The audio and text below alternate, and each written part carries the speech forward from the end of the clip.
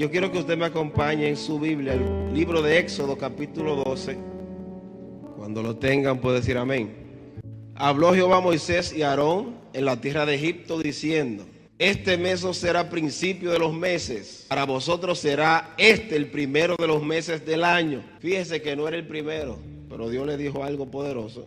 Este será el primero de los meses. Dice el verso 3: hablad a toda la congregación de Israel diciendo: en el 10 de este mes tómese cada uno un cordero según las familias de los padres, un cordero por familia. Mas si la familia fuere tan pequeña que no baste para comer el cordero, entonces él y su vecino inmediato a su casa tomarán uno según el número de las personas, conforme al comer de cada hombre. Haréis la cuenta sobre el cordero. El animal será sin defecto, macho de 1 año. Lo tomaréis de las ovejas o de las cabras y lo guardaréis hasta el día 14 de este mes. Y lo inmolará toda la congregación del pueblo de Israel entre las 2 tardes. Y tomarán de la sangre y la pondrán en los 2 postes y en el dintel de las casas que lo han de comer. Y aquella noche comerán la carne asada al fuego y panes sin levadura, con hierbas amargas lo comerán. Bendecimos la palabra del Señor, porque ellas son espíritu y son vida para nosotros. Y yo quiero predicar en este día con el tema la última plaga. La última plaga. Y aquí es donde Dios habló a Moisés y a Aarón y le dio las instrucciones de celebrar lo que se llama la Pascua, Pesaj, que significa pasar por alto.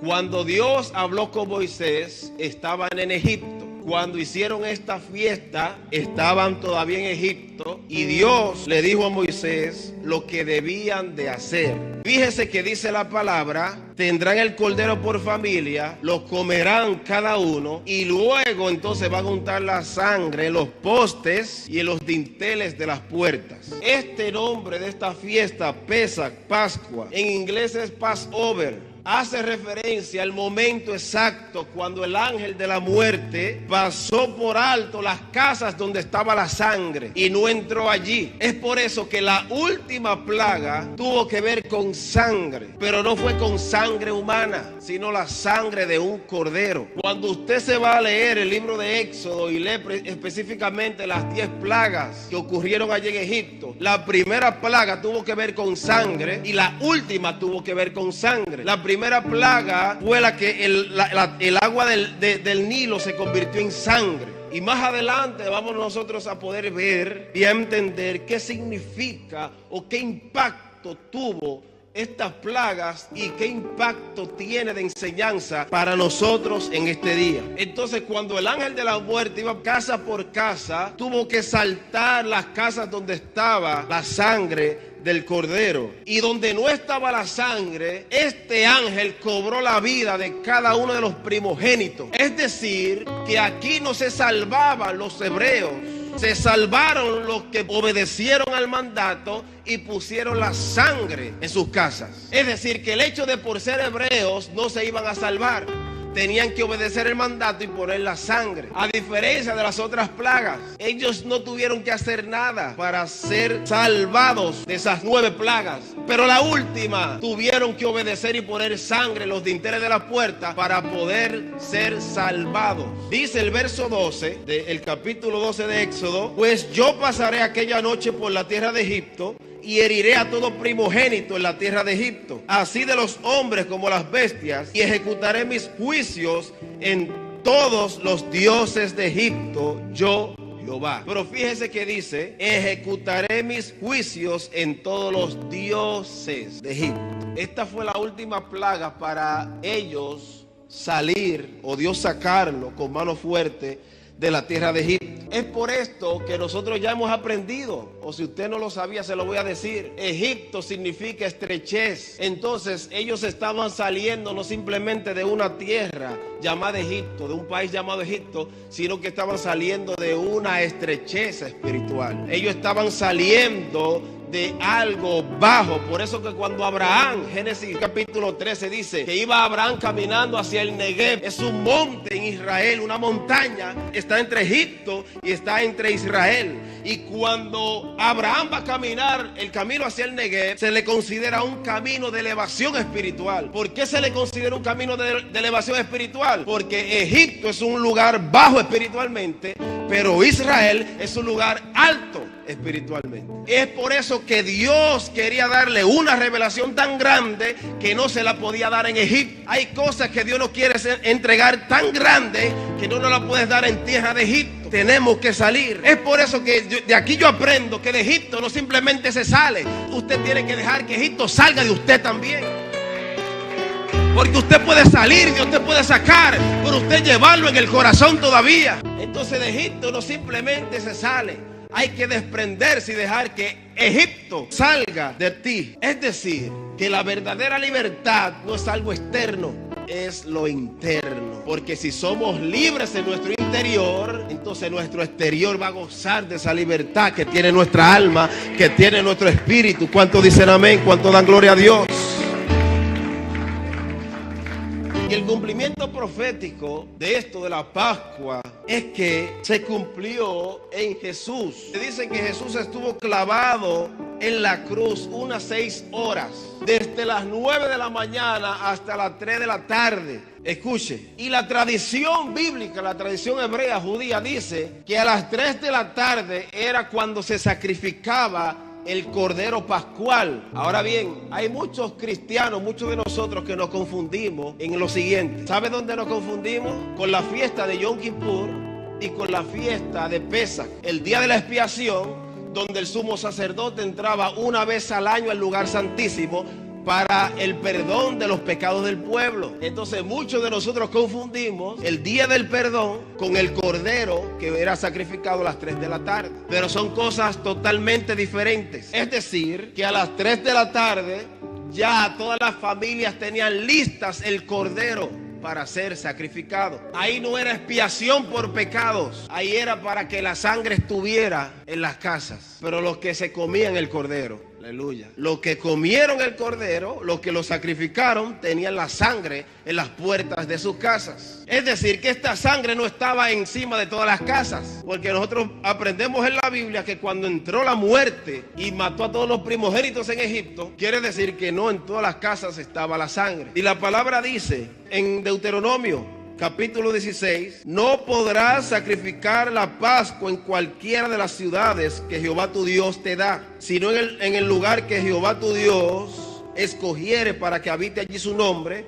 Sacrificarás la Pascua por la tarde a la puesta del sol, a la hora que saliste de Egipto. Deuteronomio 16 del 5 al 7 dice, y para seguir con el contexto bíblico, y como había miles de animales para sacrificar en Israel en ese momento, se debía comenzar a las 3 de la tarde. Y el sacrificio de Jesús ocurrió exactamente a la misma hora que el cordero era sacrificado en el templo. Dice Juan 19:14, era la preparación de la Pascua, y como la hora sexta, entonces dijo a los judíos, he aquí vuestro rey, diciendo, he aquí vuestro rey. Lo que no sabía esa persona que estaba hablando, de que el cordero estaba listo para ser sacrificado. Para ser sacrificado no por el perdón del día del perdón, de la expiación, sino para ser sacrificado en el día de la Pascua. Pero aún se mencionan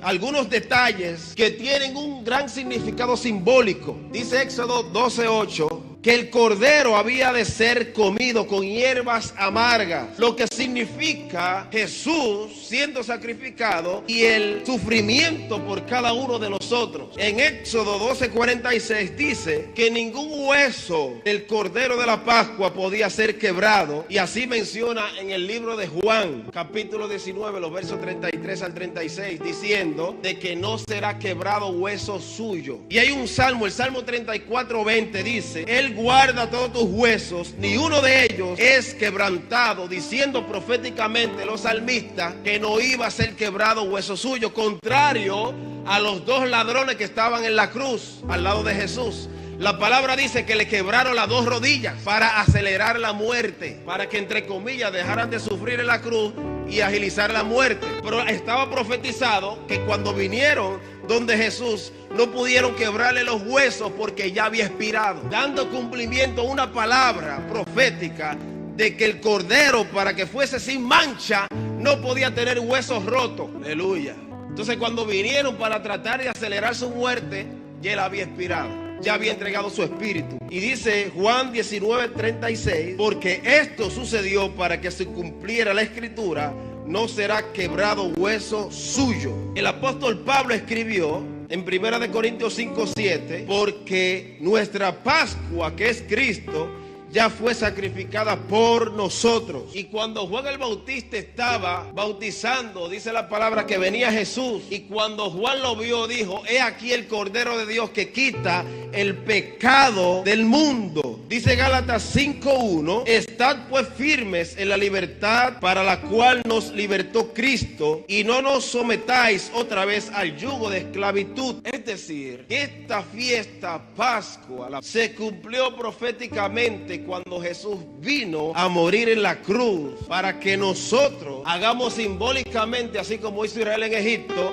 poner la sangre en todo el marco de las puertas de nuestras casas. Y después de la cena que Jesús tiene con los discípulos, sucedió que un día antes que el cordero de la Pascua fuese capturado, atrapado, fuese sacrificado, un día antes Jesús fue arrestado. Y durante todo el siguiente día, mientras la gente preparaba su cena de la Pascua, esa noche él fue cuestionado, fue interrogado, fue golpeado, fue burlado, fue ridiculizado, pero oficialmente fue declarado sin falta. Es decir, que el mismo examen, el mismo análisis que se le hacían los corderos para ver si era apto para ser sacrificado, es el mismo análisis que se le hace a Jesús cuando es interrogado y cuando la palabra dice que enmudeció y no abrió su boca. ¿Qué me está diciendo eso a mí? Que hay momentos que nosotros somos analizados para ver si somos aptos para pasar, si somos aptos para ser sacrificados.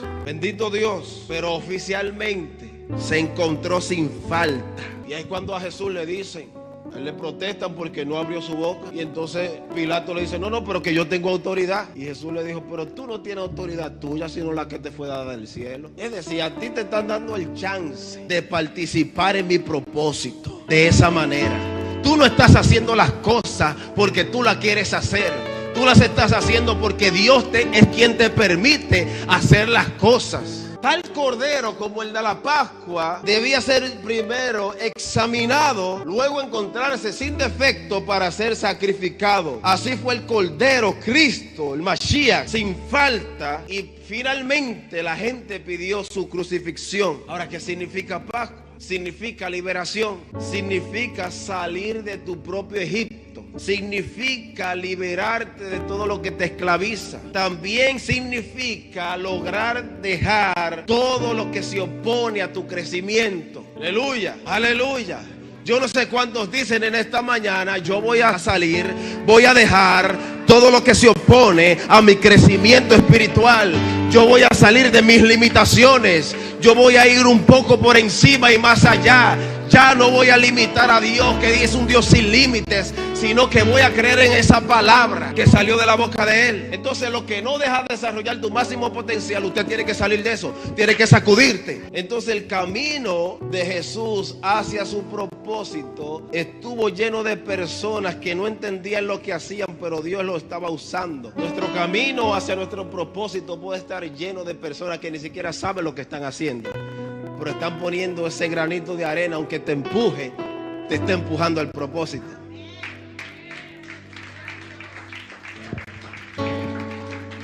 Y parte del éxito, o yo diría que todo el éxito de la vida de Jesús aquí en la tierra, se debió a que Él creyó en obediencia a toda la palabra que había sido dicha sobre Él. Él caminó en obediencia conforme a todo lo que estaba escrito acerca de Él. Dice Isaías 53, verso 7, angustiado él y afligido, no abrió su boca, como cordero fue llevado al matadero, y como oveja delante de los trasquiladores, enmudeció y no abrió su boca. Ahora yo le voy a decir a usted una clave, y es la clave para caminar seguro en su propósito, es andar en obediencia y creer lo que Dios ha dicho sobre ti. Clave para caminar seguro en tu propósito es andar en obediencia y creer lo que Dios ha dicho de ti. Y aquí es donde no se valen las comparaciones. Aquí no vale, como muchas veces uno puede suponer cómo Dios te va a bendecir. Aquí no vale como yo entienda que Dios va a hacer la cosa contigo. Sí, porque hay muchas personas que leen mucho o saben mucho lo que dice Suponía 3:21. Me dejaron solo. ¿Qué dice Suponía 3:21? Ah, no, porque yo pensaba que era de esta manera. Pero no era de la manera que tú pensabas ni suponías. Era de la manera que Dios dijo que lo iba a hacer. Y una de las maneras que Dios dijo que lo va a hacer es que tú no vas a ver ni viento ni vas a ver lluvia, sino que los estanques van a ser llenados. Lo que muchas veces nosotros estamos acostumbrados a ver y a esperar, muchas veces no sucede de esa manera.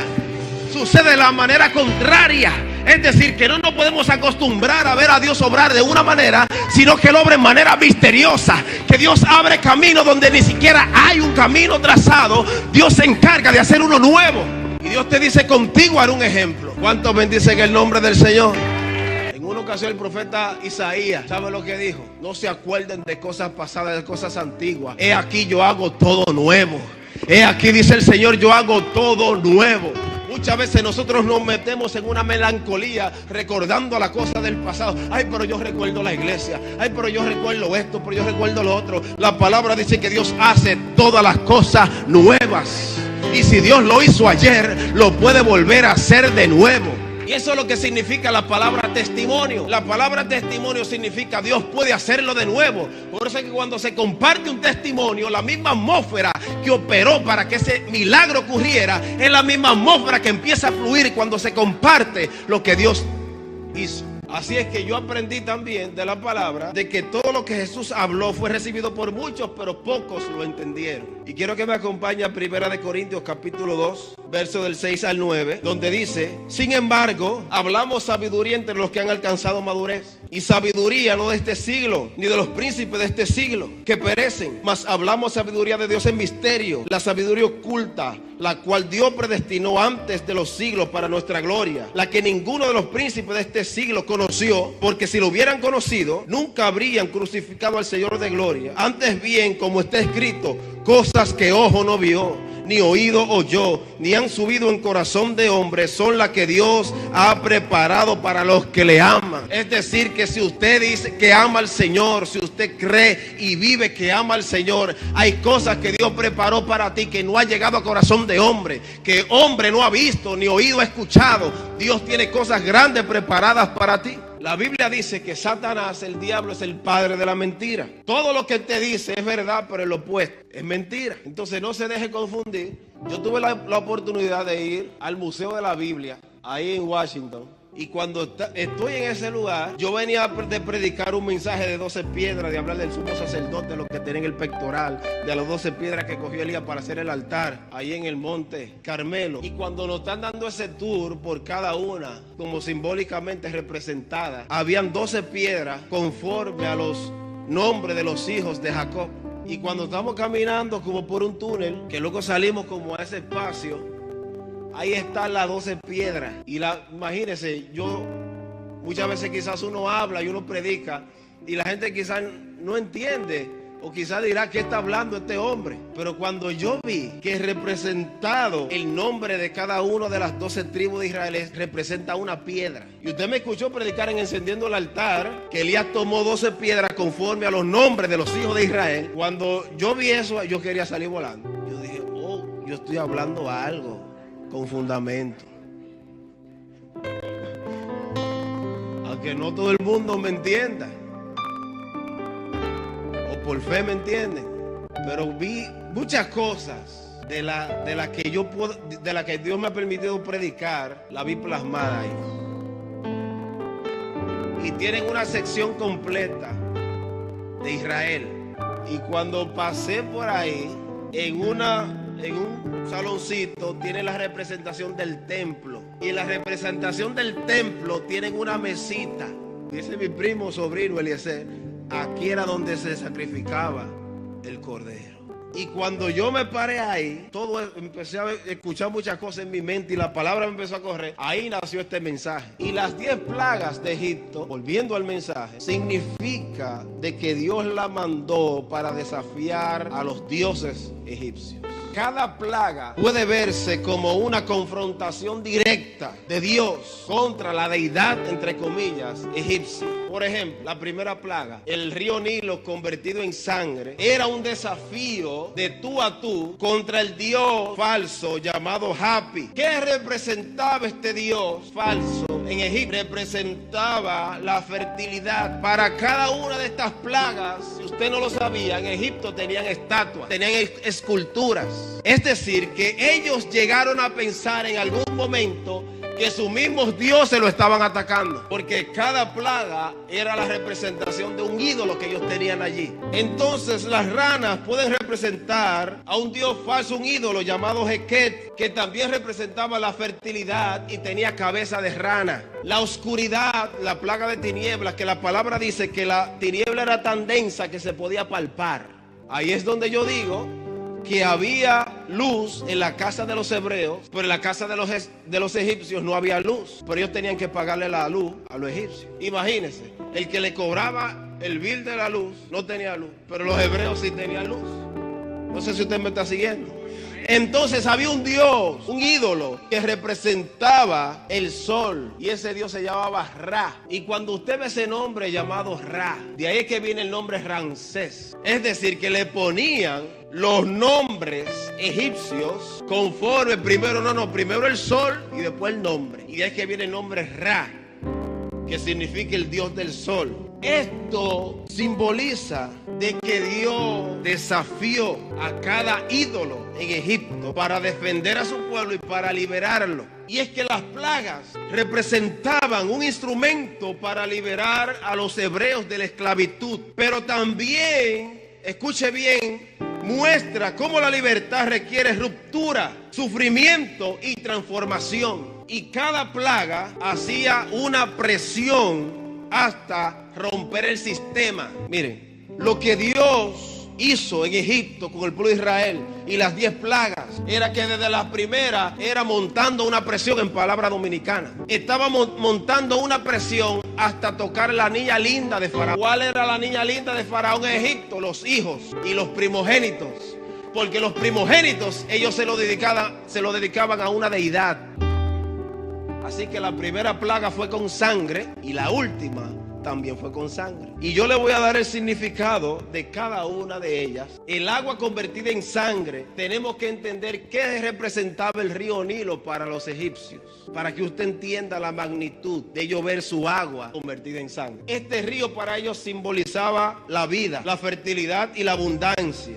Y convertirlo en sangre es como decir, tu fuente de vida está corrompida. De donde tú piensas que viene la fertilidad, ese fue el primer mensaje que Dios le mandó. Aunque ustedes tienen ídolos por ahí, soy yo que doy la vida, no los ídolos. También representa la sangre inocente que fue derramada en Egipto cuando Faraón mató a todos los niños menores de 2 años. Le estaba recordando cuando Moisés estaba pequeño, porque él fue criado en la casa de Faraón, porque su mamá tuvo que soltarlo al agua y lo tiró al río, recordándole que la persecución que vino, la matanza, comenzó con sangre. Dios le estaba mandando un mensaje, un statement de qué iba a pasar si no dejaban ir al pueblo. Esa fue la primera. La segunda fue las ranas. Y las ranas salen específicamente del río Nilo, algo que ya estaba corrompido, y se esparcen en todo Egipto.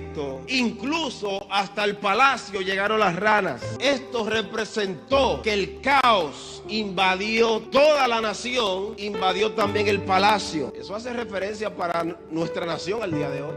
Como el caos ha invadido a toda la nación y ha invadido el palacio. Y esta plaga de ranas, como ya le había dicho, una diosa llamada Heket, con cabeza de rana asociada con la fertilidad, algo que debía dar vida se vuelve como una plaga. Entonces ellos comenzaron a ver y a sufrir todo eso. La tercera plaga, los piojos, significa algo pequeño e incontrolable. Incluso algo que parece insignificante puede volverse insoportable. Número 4, las moscas. Aquí comienza la diferencia de las plagas. Afecta a los egipcios, pero no a los hebreos. Y usted sabe qué significa las moscas en una nación. Significa la corrupción y descomposición del sistema. De hecho, hay una película una vez que un profesor nos puso a ver y hacer un trabajo acerca de eso, que la película se llama El Señor de las Moscas. No sé si alguna vez en su vida usted ha visto eso, pero tiene tremenda enseñanza esa película. Usted sabe que atacan las moscas, atacan la comodidad y muestran que lo oculto ya no se puede ignorar. Número 5, muerte del ganado. Voy rápido. El ganado era símbolo de riqueza y sustento. Su destrucción representa la caída de la economía y la seguridad. Es decir, lo que ellos sentían que tenían seguro comenzó a derrumbar. También afecta a unos ídolos egipcios como Apis y Hathor, que están relacionados con los toros y con las vacas. Y esto muestra que ningún recurso material puede sostenerse cuando hay injusticia, porque hasta cuando hay injusticia la tierra sufre y no da el producto como se supone que lo dé. Cuando hay injusticia, cuando no se gobierna de la manera que Dios quiere que se gobierne, aún la tierra sea buena pero no produce buenos frutos. Pudiendo producir los mejores frutos, hay que pedir importación. Por eso que Israel es tan poderoso que allá no llueve y no hacen cadena de oración para que llueva, sino que desarrollaron un sistema de goteo para regar la tierra y exportan los mejores frutos a las naciones de la tierra. Y usted sabe de dónde viene el sistema de goteo, cómo ellos desarrollaron eso. Cuando la palabra dice en el jardín del Edén que no había hecho llover Jehová Dios sobre la tierra, sino que de la tierra subió un vapor. Aquí en Dominicana, para que llueva, usted lava su vehículo o hace cadena de oración. Pero esa gente, fíjate, ¿dónde están tensos? Ellos desarrollaron con la inteligencia que Dios le dio un sistema para no tener que esperar por la lluvia, porque es un territorio desértico donde no llueve mucho, sino que desarrollaron y entonces dan los mejores frutos porque se gobierna bien. Y así la tierra recibe y se deja descansar. Hay un mandamiento en la palabra que la tierra se tiene que dejar descansar. Pero si aquí en palabra dominicana le damos guata y guata y guata y guata y no dejamos descansar la tierra, entonces ya las guayabas que empezaron grandes, tan chiquitas. Plaga número 6, úlceras y llagas. Significa algo que toca el cuerpo, que representa la dignidad de una persona, la salud personal. Ya no solo el entorno, sino el individuo se ve afectado con esta plaga en Egipto. Incluso los magos egipcios, que eran un símbolo de poder, no pudieron resistir ser afectados por estas plagas. Cuando Dios le dijo a Moisés, creo que es Éxodo capítulo 6, he constituido Dios para Faraón y Aarón será tu profeta. Fueron para allá. Y usted recuerda esa historia que dice la palabra que tiró la vara y se volvió serpiente. Los magos la tiraron y se volvió serpiente, pero la vara de Moisés se comió las otras dos. Entonces los magos llegaron a pensar que eran iguales porque hicieron lo mismo. Pero cuando cayeron las plagas, ahí se vio la diferencia. Entonces, en este momento de las úlceras y las llagas, el cuerpo se convierte en un campo de batalla espiritual. Número 7, granizo con fuego. ¿Usted sabe qué representa o qué representó esta plaga? Una alteración del orden. Y representa el granizo y el fuego, algo que destruye y purifica a la misma vez. Dios le dijo a Faraón, para esto te he puesto, señalando que incluso los opresores tienen un papel dentro del gran plan divino. Es decir, que Dios utiliza a las personas que Él quiere utilizar para cumplir su propósito. Número 8, langostas. Las langostas son símbolos del juicio en muchas culturas. Y en esta específica, la cultura egipcia, ellas devoraron todo lo que quedaba. ¿Usted sabe qué significa esta plaga de langostas? La destrucción total de todo el trabajo humano. La destrucción del fruto de las manos de los egipcios. Y esto representa también de que sin justicia no hay cosecha que perdure. Hasta en las iglesias no hay cosecha que perdure si no estamos en coinonía y en un mismo sentir. Se puede convertir 100 gente, 100 personas, 50, 20, pero de la manera que nos manejemos va a decir si van a perdurar, sí o no. Yo no sé si usted me está siguiendo. Número 9, tinieblas. Oscuridad total durante 3 días. Se considera un golpe directo a este dios del sol, ídolo llamado Ra, representa la total desconexión con lo espiritual. No es solo oscuridad física, sino también oscuridad existencial. En cambio, los hebreos tenían luz, que era una señal de revelación y de esperanza. Es por eso que cuando usted ve que la palabra dice que salieron 600,000 de a pie de Egipto, no solamente fueron hebreos que salieron de Egipto, sino muchos de los egipcios que se convirtieron al Dios de Israel, conforme a ellos vieron lo que Dios hizo, las grandes señales, proezas que hizo en Egipto. La número 10, y ya con esto sí termino: muerte de los primogénitos. El primogénito es el heredero, es la esperanza del futuro. Esta plaga destruye la continuidad de un sistema corrupto, pero también establece el inicio de una nueva nación. Mientras los egipcios pierden a sus hijos, los hebreos reciben instrucciones para el éxodo y la Pascua. Es la última noche de esclavitud, pero también el nacimiento de la libertad. Y es por eso que Dios me direccionó a ponerle como título a esta prédica: la última plaga. Porque la última plaga simboliza de que es el último día de la esclavitud, pero también el primero de la libertad, diciendo que si yo esperé y vino la última, que yo no sé qué es lo que viene mañana, yo no sé lo que va a suceder, pero yo voy a confiar y esperar en el Señor, que en la tierra de mi esclavitud, de mi precariedad, en esa misma tierra Él me va a ensanchar y me va a sacar al lugar espacioso, a un lugar amplio. Es decir, que si esta plaga tocó a lo que yo pensaba dejar herencia, si esa plaga tocó a mi nación, entonces yo tengo que entender que esa plaga misma me está diciendo: es el momento de nacer, es el momento de resurgir, es el momento de salirse de las cenizas. Es un asunto que hay una gloria que produce las cenizas, hay una gloria que provoca el fuego, hay una gloria que produce la prueba. Después de las plagas viene el éxodo, que no simplemente el cuerpo tuvo que salir de Egipto, sino que también el alma. No para siempre vamos a vivir acongojados, no para siempre vamos a estar llorando. Tenemos que levantarnos. ¿Sabe por qué? ¿Por qué tú te tienes que levantar? Te lo voy a decir. ¿Sabe por qué te tienes que levantar? Aunque Jezabel haya matado a los padres proféticos, aunque Jezabel se haya llevado a los padres proféticos, pero se levantará una generación que le llamarán los hijos de los profetas, que me dejaron solo, que aunque no tenían nombre, aunque la Biblia no menciona su nombre, pero se conoce como la generación de los hijos de los profetas. Yo no sé cuántas personas hay aquí que dicen: aunque mi nombre no sea conocido, aunque mi familia no sea conocida, pero yo me voy a levantar como los hijos de los profetas.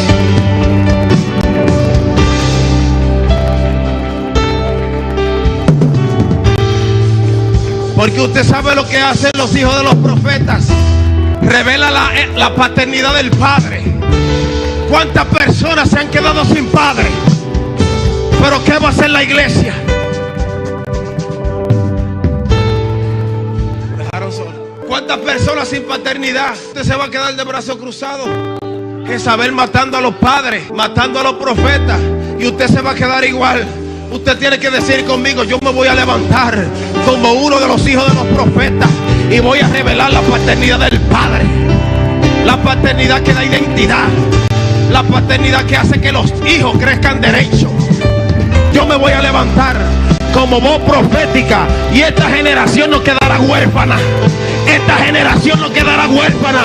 Hay padres espirituales, hay padres profetas que se levantan a revelar el corazón del Padre a los hijos. Yo me levanto, yo me levanto, yo me levanto, yo me levanto contra todo decreto.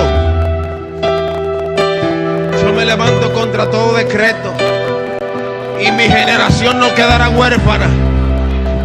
Mi generación no se quedará sin hombre de Dios. Mi generación no se quedará sin gente que predique la palabra. Mi generación no simplemente se llenará de profesionales, sino que se llenarán de hombres y mujeres de Dios. Se llenará de... yo no sé si usted está creyendo esa palabra. Mi generación se conocerá como grandes hombres de Dios, que Dios los mueve a cruzar océanos, que Dios los lleva a otro continente. Y preguntarán y dirán: pero ¿de dónde es que tú vienes?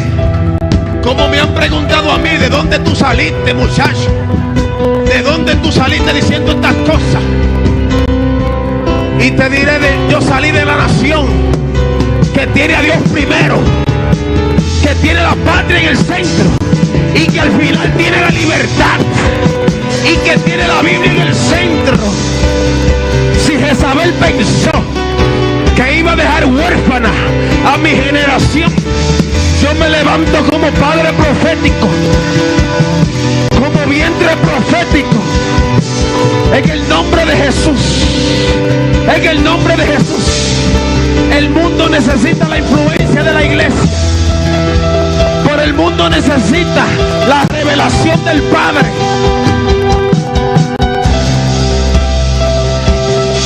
Vamos, pídalo, que Dios lo haga contigo.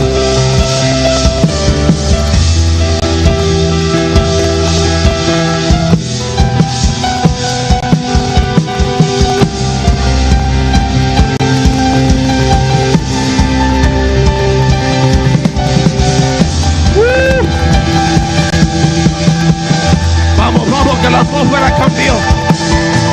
La nube está sobre este lugar. Hay una atmósfera profética. Hay una atmósfera profética. Hay una atmósfera profética sobre esta casa. Ana Luisa, recibe. Hay una atmósfera sobre ti. Dios se mete en tu casa. Dios se mete en tu casa. ¿Y sabe cómo Él se mete en tu casa? Él va a ordenar. Y yo veo como Dios te entrega una llave. John Auri, tráela. Dios se mete en tu casa. Porque la palabra dice: Dios honra a los que le honran. Dice el Señor. Recibe, mujer. Recibe, mujer, porque tienes un vientre profético, dice el Señor. Tienes un vientre profético, dice el Señor. Y yo me meto en tu casa y yo te entrego cosas propias. Yo te entrego cosas propias. Dios te entrega llave en este día en el nombre de Jesús. Tu generación no será generación huérfana, dice el Señor. Será una generación de hijos de Dios. Yo no sé lo que se levantó, que han querido dejar huérfana a tu familia, pero en esta hora el Padre está aquí, te revela al Hijo, y el Espíritu Santo se mete en tu casa.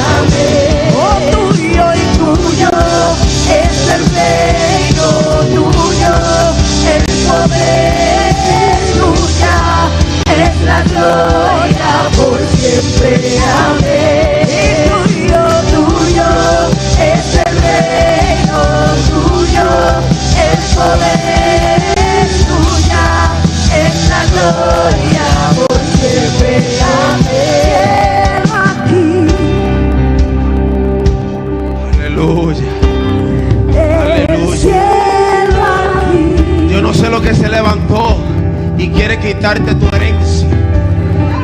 Yo no sé lo que se levantó. Si la plaga es una enfermedad,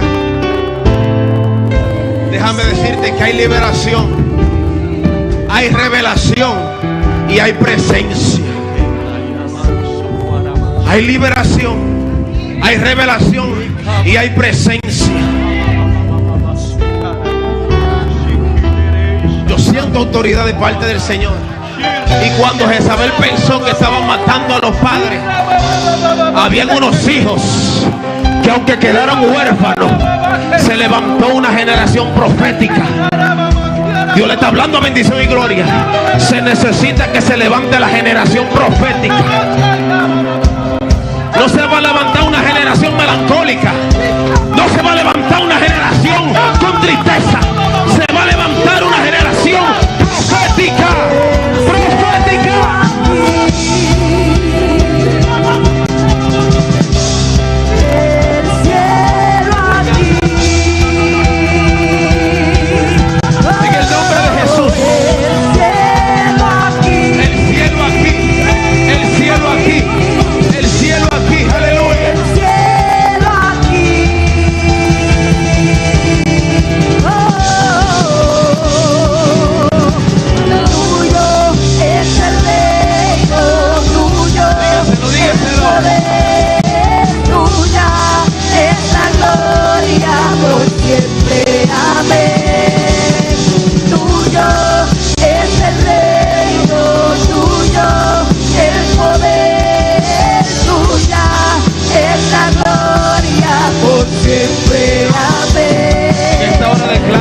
Sobre los cuerpos en el nombre de Jesús.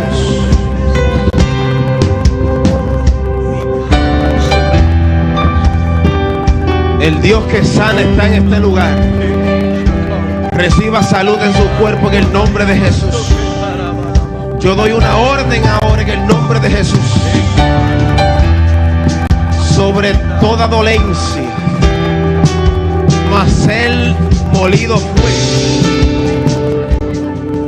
herido por nuestras rebeliones, molido por nuestros pecados, y el castigo de nuestra paz fue sobre él, y por sus llagas fuimos nosotros curados.